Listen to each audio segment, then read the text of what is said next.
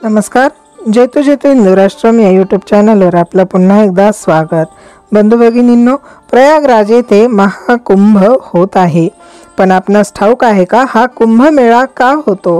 चला तर पाहूया कुंभमेळ्याविषयी अधिक माहिती या व्हिडिओमध्ये। अगस्त्य ऋषींनी दिलेल्या शापामुळे देवगण शक्तिहीन झाले होते। त्यांची सर्व शक्ती हिरावून घेतली गेलेली होती। मग पुढे अमृत प्राप्त करण्याच्या उद्देशाने समुद्र मंथन करण्याचे ठरले। हे समुद्र मंथन 12 दिवस चालले।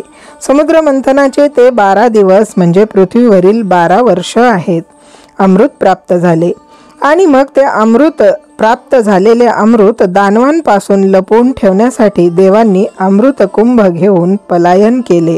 परंतु या पलायनादरम्यान ते ज्या ज्या ठिकाणी लपले ते 4 ठिकाण म्हणजेच हरिद्वार, प्रयाग, उज्जैन आणि नाशिक या ठिकाणी हे अमृत कुंभ ठेवल्या गेल्याने या 4 स्थानांना अधिक महत्त्व प्राप्त झालेले आहे।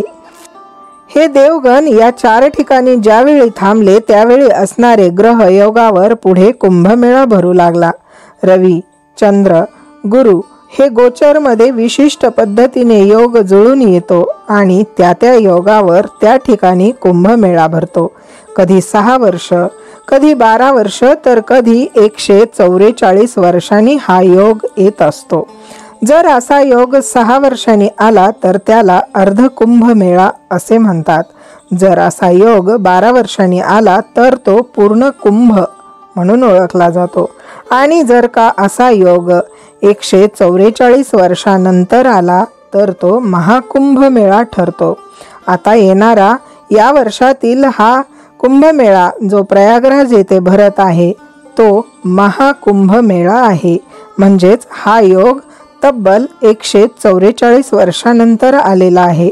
आता यापुढे हा योग 22व्या शतकात येणार आहे। बंधू भगिनींनो, आपले थोर भाग्य की आपल्या आयुष्यात हा महाकुंभमेळा आपणास पाहावयास मिळत आहे। हा योग आपल्या आयुष्यात येणं म्हणजे खूपच भाग्यवान आणि तेही आपल्या प्रयाग या स्थळी। बरं, या प्रयागराजला एवढे महत्त्व का? तर ब्रह्मदेवाने सृष्टी निर्माण केली तेव्हा प्रथम यज्ञ केला आणि तो प्रथम यज्ञ प्रयाग येथे केला।